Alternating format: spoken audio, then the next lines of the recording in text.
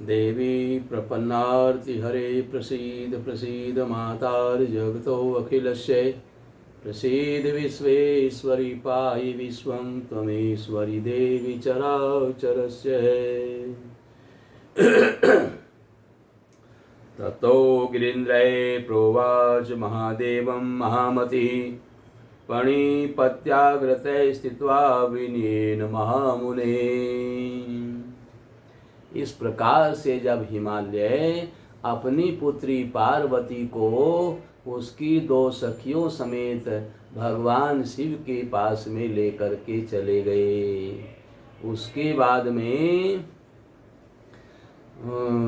वैशंपायन ऋषि से वेद व्यास जी कहते हैं कि हिमवान ने महादेव के चरणों में दंडवत प्रणाम किया और प्रणाम करके हिमवान जी बोले, हे महादेव, मैं आपकी क्या सेवा करूं और मेरी यह पुत्री सेवा शुश्रूषा करने वाली है और आपकी, क्योंकि आप मेरे यहाँ तपस्या करने के लिए आए हैं, हिमालय पर्वत के शिखर पर आप तपस्या कर रहे हैं, तो मेरी यह पुत्री बड़ी सेवा करने वाली है, जल पुष्प आदि से आपकी सेवा करती रहेगी। इस प्रकार से भगवान महादेव हिमवान की बात सुन करके बोले, ततः शंभुर महायोगी ताम ज्ञात्वा ज्ञान चक्षुषा भद्र महागिरिश्रेष्ठम प्रहष्टमात्मा महामति। तदंतर बुद्धिमान महायोगी भगवान प्रसन्नचित्त होकर के भगवान महादेव ने हिमालय से कहा कि इस प्रकार अपनी पुत्री को महायोगी शंकर के समीप छोड़ करके और भगवान शिव की आज्ञा से हिमवान जी वहाँ से चले आए। और महादेव जी ने उन जब तपस्या कर रहे थे तो उनके सामने ही माँ भगवती अपनी दोनों सखियों के साथ में स्थित हो गई।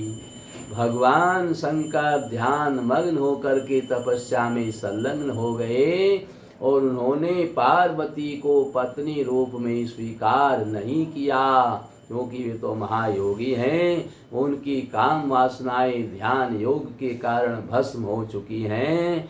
और उधर तारकासुर से पीड़ित होकर के सभी देवता ब्रह्मा जी की शरण में आए और सभी देवताओं ने आकर के ब्रह्मा जी से कहा, इंद्रश्च वरुणो यमो अग्नि निरितथा वायु कुबेरतश्च सदा ज्ञा परिपारिका यत्र यत्र वयं यामस्तत्र तत्र महासुरै पातालमपि संगम्य प्रजा संबोधते अनिशम।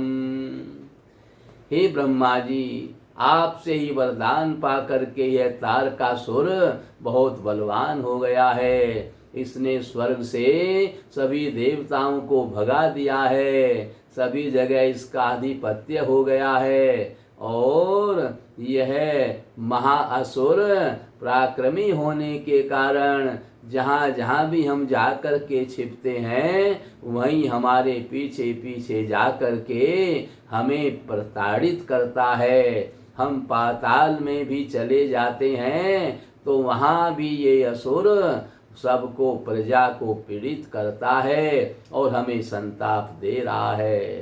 हे ब्रह्मा जी, आपके ही वरदान पा करके यह महासुर इतना बलवान हुआ है, आप हम देवताओं की रक्षा कीजिए, हम आपकी शरण में आए हैं।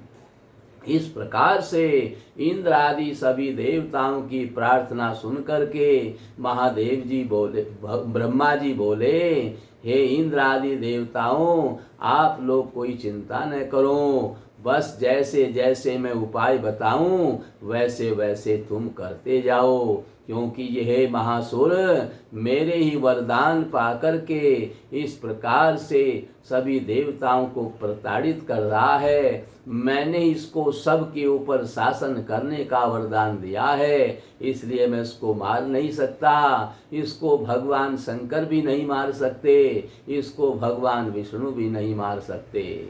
ये महासुर भगवान शंकर के बलवान पुत्र के द्वारा मृत्यु को प्राप्त होगा और किसी से भी ये नहीं मरेगा। केवल एक ही उपाय है, इसलिए आप लोग ऐसा करें कि भगवान शंकर की तपस्या भंग हो जाए, वे मोहित हो जाएं, उनके हृदय में काम भाव का संचार हो जाए और वह पार्वती से विवाह कर ले। एक बार भगवान शंकर ने पार्वती से विवाह कर लिया, बस तुम्हारा काम बन गया। उनके द्वारा जो पुत्र उत्पन्न होगा वही इस तारकासुर का वध करेगा। इस प्रकार से आश्वासन दे करके देवता लोग तो अपने लोक में आ गए, इधर उधर भटकते रहे और विचार करने लगे कि हमें क्या करना चाहिए।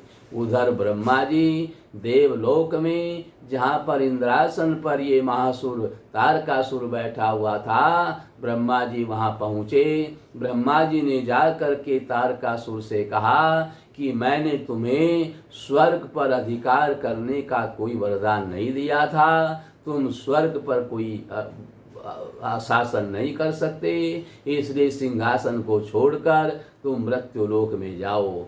मृत्युलोक के प्राणियों पर शासन करने का आपने वरदान मांगा था, सो मैंने आपको दिया था, इसलिए आप मेरी आज्ञा का उल्लंघन ना करें।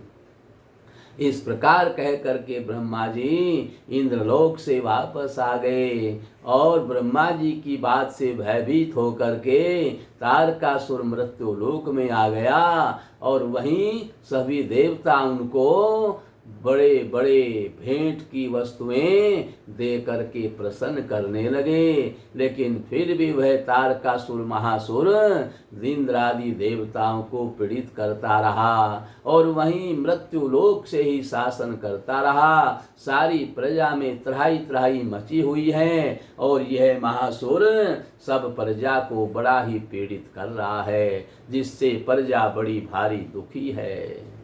वैशंपायन ऋषि से वेद व्यास जी कहते हैं, हे महामुने, इस प्रकार से शासन करते हुए इस महासुर को बहुत समय बीत गया और जब देवता लोगों की ने ब्रह्मा जी से ये जान लिया कि भगवान शंकर का बलवान पुत्र ही इस असुर का वध करेगा, तो सभी देवता इंद्र आदि देवता देवगुरु बृहस्पति जी के पास में गए, क्योंकि जब कोई उपाय ना मिले तो गुरुदेव के पास में ही जाकर के उपाय मिलेगा। इस प्रकार से इंद्र देव गुरु बृहस्पति से जाकर के बोले, उनके चरणों में निवेदन करके बोले, भगवन् दानवेन्द्रस्य तारकस्य दुरात्मनः विधिना कल्पितो मृत्युर्महादेवात्मजाद गुरो। हे गुरुदेव, आप तो अंतर्यामी हैं, अपने शिष्यों का कल्याण करने वाले हैं।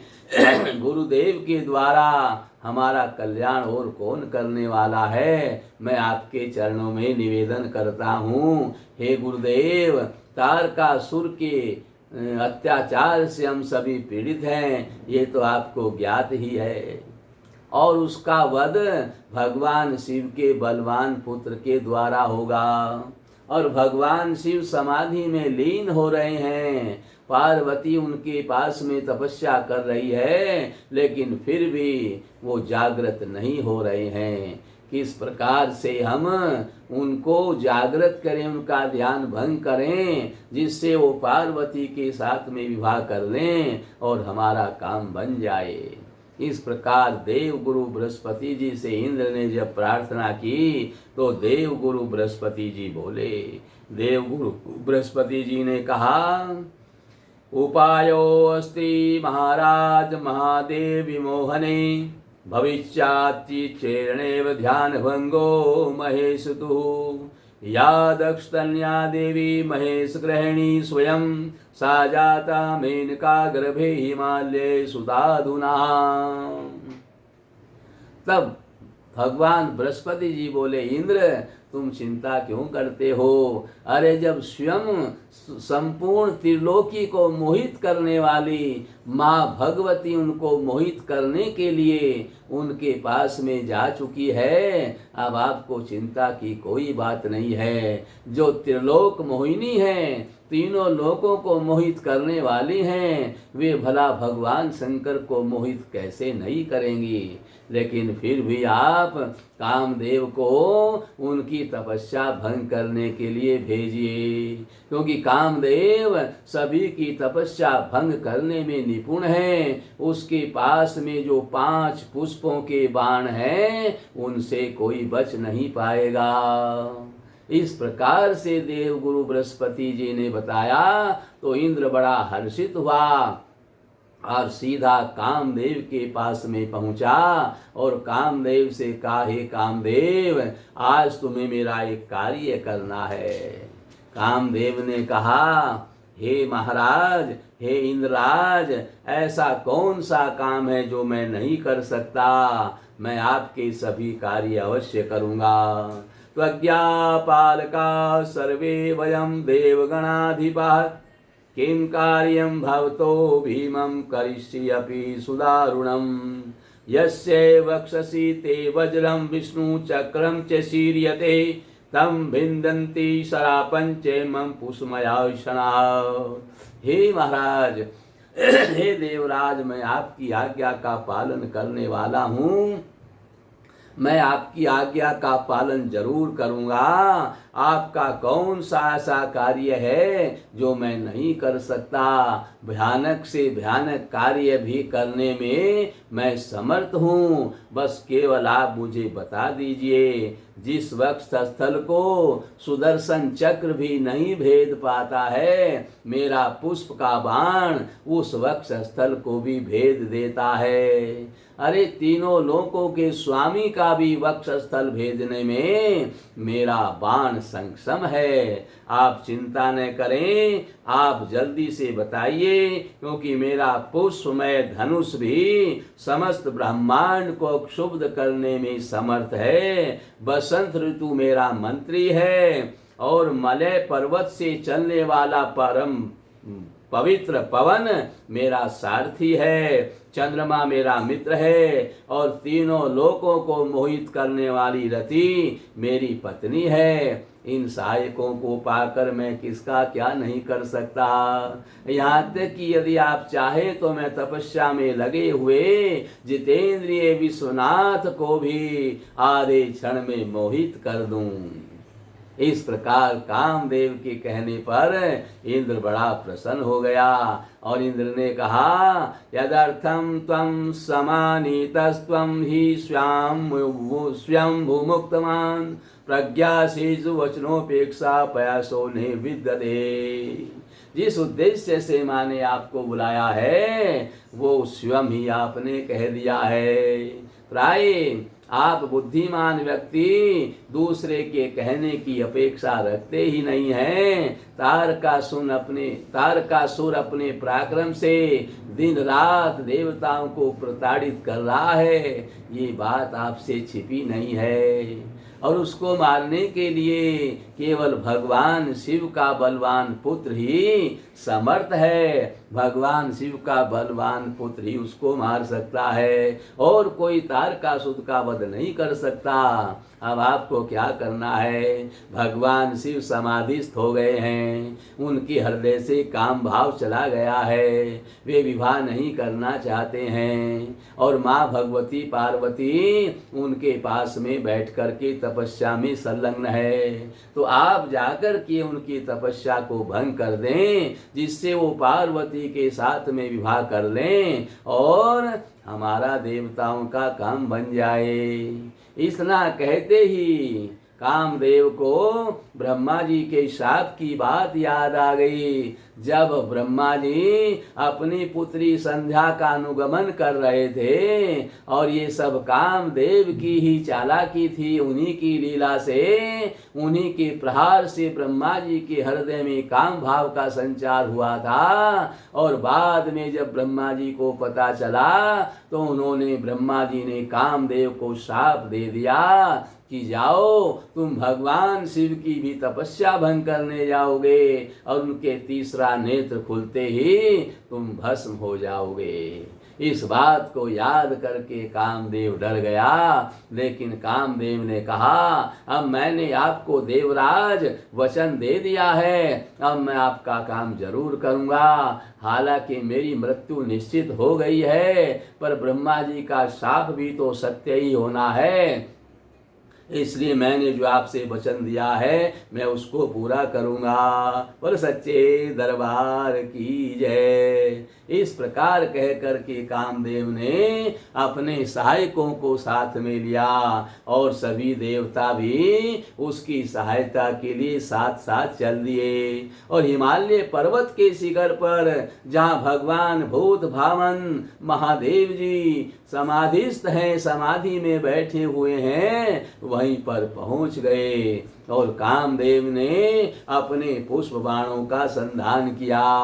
उन्होंने पुष्प बाण का संधान किया और उसके बाण 5 कौन से हैं? काम, क्रोध, मद, लोभ, मोह, ये 5 बाण हैं। काम, क्रोध, मद, लोभ और मोह, ये 5 बाण कामदेव के हैं। ये 5 पुष्प के बाण हैं। इनका धनुष भी पुष्प का है। पहला बाण काम इन्होंने भगवान शंकर पर चलाया और भगवान शंकर पर बाण चले हुए 3 दिन व्यतीत हो गए, लेकिन ये कहीं भी रास्ता नहीं पा सका कि भगवान शंकर के शरीर में कहाँ से प्रवेश करूं, क्योंकि भगवान शंकर ने तो शरीर के सभी रास्ते बंद करके समाधि लगाई हुई है, इसलिए इस काम बाण को कहीं भी कोई रास्ता नहीं मिला।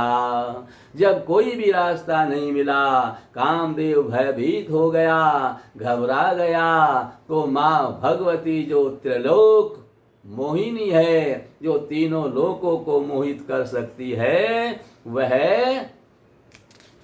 भगवान शंकर के पास में पहुंची, महादेव के सामने प्रकट हो गई और वहां पर कामदेव भी पूरे जोर लगा रहा था, लेकिन भगवान शंकर के शरीर में प्रवेश करने के लिए उसके बाण को रास्ता नहीं मिला। यद्यपि उसके बाण से तिनका मोहित हो गया और सिद्ध और गंधर्वों के हृदय में भी श्रृंगार रस का संचार होने लगा और सभी सृष्टि काम युक्त हो गई, लेकिन भगवान शंकर के ऊपर इसका कोई प्रभाव नहीं पड़ा। तो कामदेव तो बड़ा भयभीत हो गया, पर माता भगवती साक्षात त्रिलोक मोहिनी भगवान शंकर के सामने जाकर के उनके हृदय में प्रेम रस का संचार करने लगी। महादेव ने नेत्र खोले तो देखा सामने पार्वती है। जब पार्वती को देखा तब भी उनके हृदय में कोई काम संचार नहीं हुआ, तो महात्रिलोकी ने काली का रूप धारण कर लिया। जब त्रिलोक मोहिनी माँ भगवती ने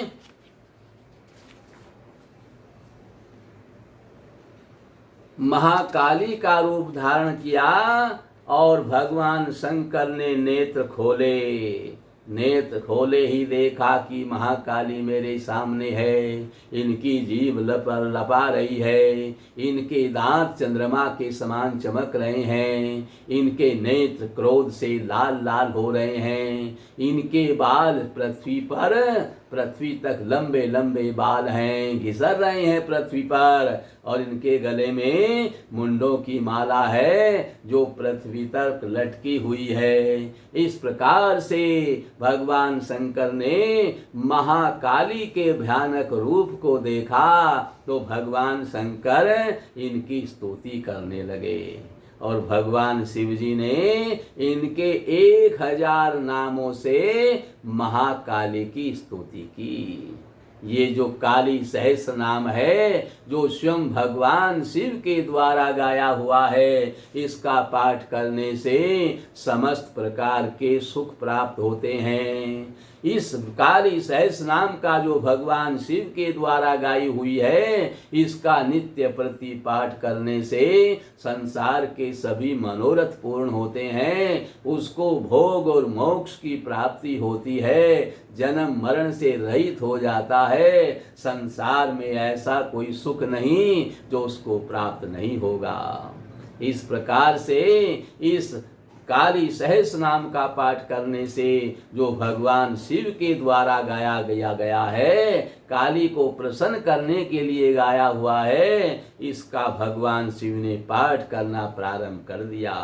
भगवान शिव बोले, अनाद्या परमा विद्या प्रधाना प्रकृति परा प्रधान पुरुषाराध्या प्रधान पुरुषेश्वरी प्राणात्मिका प्राण शक्ति सर्व प्राण हितेशिनी उमा उत्तम केशिनी उत्तमा उन्मत्त भैरवी उर्वशी उन्नता उग्रा महोग्रा दिव्य वस्त्र परिधाना दिव्य स्थान निवासिनी माहेश्वरी प्रेत संस्था प्रेत भूमि निवासिनी निर्जनस्था शमशानस्था भैरवी भीमलोचना सुघोर नयना विश्वाहा विश्वनीलया विश्वमाया विभूतिदा विश्वा विश्वोपकारा विश्वप्राणात्मिका विश्वा प्रिया युगानुकारिणी यज्ञरूपा सूर्य संप्रभा युगान्ता नीलवेगा सर्वज्ञ फलप्रदा संसार योनि संसार व्यापिनी अष्टहस्ता 10 भुजा अष्टादश भुजान्विता चतुर्दश भुजा असंख्य भुजा वल्ली विराजिता सिंह पृष्ठ समारूढ़ा सहस भुजा राजिता भुवनेशी अन्नपूर्णा ओम नित्यं कौतूहलपुरा नित्यानंदा श्रीकंठ कंठ जप्या नीलकंठ मनोरमा कालकूटात्मिका कालकूट भक्षण कारिणी महाकाल प्रिया काल कल नैक विधायिनी अभोभ्य पतनो संशोभनाशिनो। इस प्रकार से देवी के इन्होंने 1000 यानी सहस्र नाम की स्तुति की है। और भगवान शंकर की स्तुति से इन्होंने महाभगवती को नमस्कार किया है। आपको बार बार नमस्कार है। और वैशंपायन ऋषि से वेद व्यास जी कहते हैं कि इस प्रकार सहस्र नाम से स्तुति करने पर गिरिराज पुत्री पार्वती ने शंकर जी से कहा।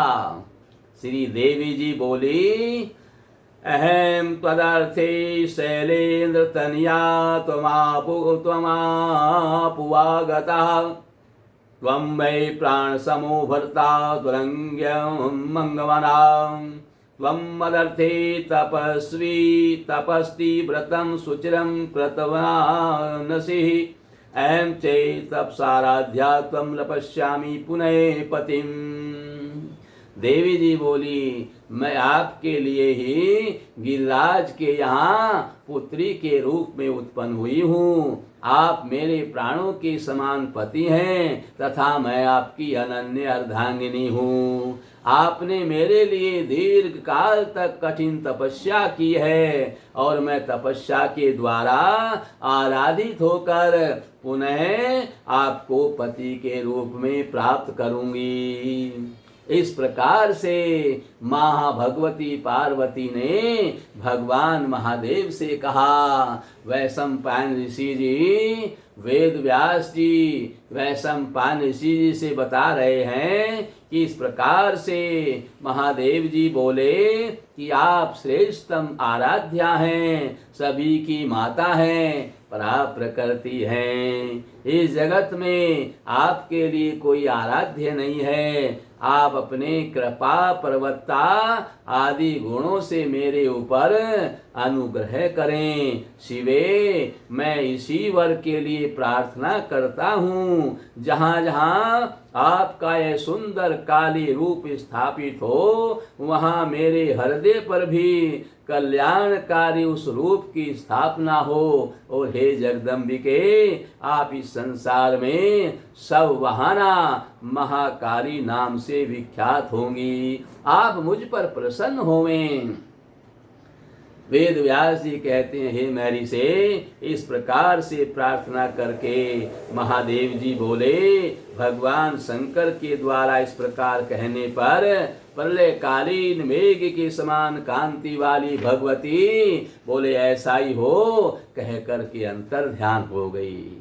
वेद व्यास जी कहते हैं, हे महर्षि, जो व्यक्ति भगवान शंकर के द्वारा कहे हुए देवी के सहस नाम स्तोत्र का भक्ति पूर्वक पाठ करता है, वह देवी के सारूप्य मोक्ष को प्राप्त होता है। मोक्ष 4 प्रकार के हैं, सायुज्य, सारूप्य, सालोक्य, सामीप्य। तो बोले कि सारोप्य, जो उनका देवी का सारूप्य मोक्ष है, उस मोक्ष को प्राप्त होता है जो महादेवी के इस स्तोत्र का प्रतिदिन पाठ करता है। और जो व्यक्ति गंध, धूप, दीप, पुष्प आदि से महेश्वरी की आराधना करता हुआ ये स्तोत्र पढ़ता है, वह देवी के परम पद को प्राप्त हो जाता है। जो व्यक्ति अनन्य भाव से इस स्तोत्र के द्वारा प्रतिदिन देवी की स्तुति करता है, उसे सभी प्रकार की सिद्धियां प्राप्त हो जाती हैं। और संसार में ऐसा कोई भी ऐसी वस्तु नहीं है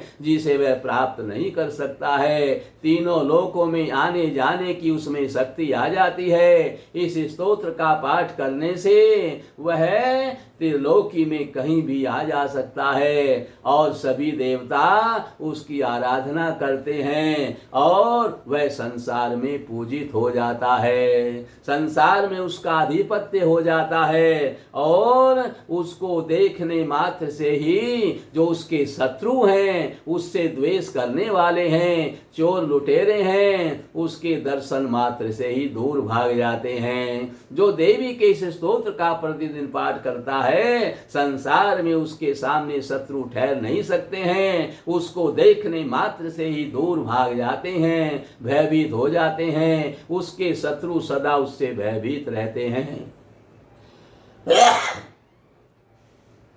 इस प्रकार से इस देवी के स्तोत्र का बड़ा भारी महत्व है। इस स्तोत्र को प्रतिदिन पाठ करना चाहिए और जो प्रतिदिन इस स्तोत्र को पाठ करता है और पुष्प, धूप, दीप आदि से देवी की आराधना करता है, वह संपूर्ण त्रिलोकी में पूजनीय हो जाता है। उसके शत्रु दूर भाग जाते हैं, संसार में उसका आधिपत्य हो जाता है और वह सब प्रकार के सुखों को भोगता हुआ देवी के सारूप्य परम पद को प्राप्त कर लेता है। इसमें कोई संदेह नहीं है। इस प्रकार से वेद व्यास जी ने कहा और अंत में वह दुर्गा जी की स्मृति को प्राप्त करके स्वयं देवी का ही अंश हो जाता है। इतना महत्व भगवान शंकर के द्वारा गाए हुए इस महास्तोत्र का है, इस सहस नाम का है। ये देवी का सहस नाम स्तोत्र सभी प्रकार से कल्याण करने वाला है। महर्षि वेद व्यास जी कहती हैं, हे महर्षि, इस प्रकार से महादेव जी बोले, भगवान शंकर कामदेव के शरीर से अभस्म लेकर, उनके शरीर का भस्म लेकर अपने संपूर्ण शरीर में उसका लेपन करके पुनः अपने भूत गणों के साथ पर्वतराज हिमालय के पास में पहुँचे। हिमालय के शिखर पर जाकर के वो तत्पर तात्पर्य रत हो गए और पार्वती भी उसी हिमालय पर्वत पर तपस्या में संलग्न हो गई। और भगवान शंकर ने अपने मन से उन देवी का और देवी पार्वती का उन माहेश्वर ध्यान करते हुए वहां पर 3000 वर्षों तक तपस्या करते रहे। जब भगवान शंकर को पता चला कि कामदेव ने मेरे ऊपर अपने बाणों का प्रहार किया है, तब उन्होंने अपना तीसरा नेत्र क्रोध करते हुए खोला और उससे कामदेव भस्म हो गया। कामदेव जब भस्म हो गया तो उनकी माँ भगवती पार्वती भगवान शंकर के पास में आई कि जब आप मेरी प्राप्ति के लिए ही तपस्या कर रहे थे और आपने कामदेव पर क्रोधित क्यों हुए, क्रोधित होकर तीसरा नेत्र खोलकर उसे भस्म क्यों किया। तब भगवान महेश्वर बोले कि ये तो ब्रह्मा जी का शाप था, ब्रह्मा जी का शाप भी मुझे पूर्ण करना था और मुझे कोई भी मेरी तपस्या को भंग करने आए तुम्हारे अलावा मुझे स्वीकार नहीं है, इसलिए मैंने जिससे आगे कोई मेरी तपस्या भंग करने का साहस न करे मैंने कामदेव को भस्म किया है। अब उनकी पत्नी रति रोती हुई महादेव जी के पास में आई कि मेरे पति का तो इसमें कोई अपराध नहीं था, उनको तो देवताओं ने भेजा था, देवता उनके इंद्र उनके स्वामी हैं, इंद्र की आज्ञा पालन करना मेरे पति का कर्तव्य है, फिर बताओ मेरे पति का क्या दोष है। तब भगवान शंकर रति से बोले कि हे रति तुम कोई चिंता न करो, द्वापर में भगवान कृष्ण के वंश में भगवान श्री कृष्ण के पुत्र होंगे और प्रद्युम्न उनका नाम होगा, जो रुक्मणी के गर्भ से उत्पन्न होंगे वे कामदेव के ही अंश होंगे, वो तुम्हारे पति होंगे और वो सम्रासुर राजा का वध करने के लिए अवतार लेंगे और सम्रासुर राजा के यहाँ तुम रसोई में काम करना, उनकी सेविका बन जाना और वहाँ प्रद्युम्न को ये सम्रासुर हरण करके ले जाएगा, समुद्र में फेंक देगा, वहाँ प्रद्युम्न को एक मछली निगल लेगी और वो मछली जो उसको जो है शिकारी उसका जो बहेलिया पकड़ लेगा और उसको जब वह राजा को भेंट करने आएगा मोटी ताजी मछली देख करके राजा सम्रासुर उसको रसोई में देगा और जब उसका पेट चीरा जाएगा तो प्रद्युम्न उसमें से निकल आएंगे। तुम अपने पति को पहचान लेना, तब तुम्हें द्वापर में आपके पति मिल जाएंगे। इस प्रकार से भगवान शंकर ने रति को आश्वासन दे दिया और अपने ध्यान में मग्न होकर के उन्होंने 3000 वर्ष तक हिमालय के शिखर पर तपस्या की। आगे की कथा आपको कल श्रवण कराई जाएगी। ये श्रीमद् देवी महाभागवत आप श्रवण कर रहे हैं, जिसका आज 5वां दिन है और आप इस देवी महाभागवत को श्रवण करके अपने सब पापों का नाश कर सकते हैं, संसार के सुख वैभव प्राप्त कर सकते हैं। माँ देवी भगवती को प्रसन्न करके ऐसी कौन सी वस्तु है जो तुम प्राप्त नहीं कर सकते। अतः समस्त कामनाओं को पूरा कर सकते हो, संसार की कामना हो चाहे पारमार्थिक कामना हो। माँ भगवती त्रिलोक जननी है, तीनों लोकों की माता है। इनको प्रसन्न करके आप सभी प्रकार के सुख वैभव चाहे सांसारिक हो चाहे पारमार्थिक हो आप प्राप्त कर सकते हैं। इसलिए प्रतिदिन इस श्रीमद् देवी महाभागवत को श्रवण करें और अपना कल्याण करें। बोल सच्चे दरबार